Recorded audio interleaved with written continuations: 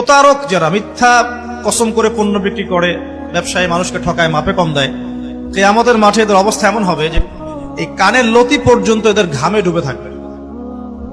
কানের লতি পর্যন্ত ঘামে ডুবে থাকবে। মানুষকে কষ্ট দেয়, যারা মানুষের সঙ্গে প্রতারণা করে, যে মানুষের সঙ্গে কথা দিয়ে কথা রাখে না, এদের ক্ষমাটা আটকে যায়। কবরে সব গুনাহ মাফ হয়ে গেল, এই কষ্ট দেওয়ার গুনাহটা মাফ হয় না। ব্যবসায়ীদের উদ্দেশ্যে কিছু বলেন। ব্যবসায়ীদের উদ্দেশ্যে মাহফিল হচ্ছে, ব্যবসায়ীদেরকে বলবো নবীদের সঙ্গে হাসর পেতে চাইলে সত্যবাদিতার সাথে ব্যবসা করবেন, চিটারি করবেন না, প্রতারণা করবেন না, লাভ কম করবেন, আল্লাহকে ভয় করবেন ইনশাআল্লাহ।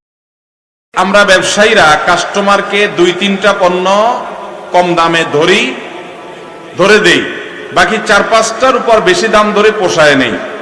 এভাবে নেওয়াটা কি প্রতারণার অন্তর্ভুক্ত হবে কিনা? আমি জানি এবং আমার বিশ্বাস 95% ব্যবসায়ীরা এগুলা করে। ভাইরা আমার,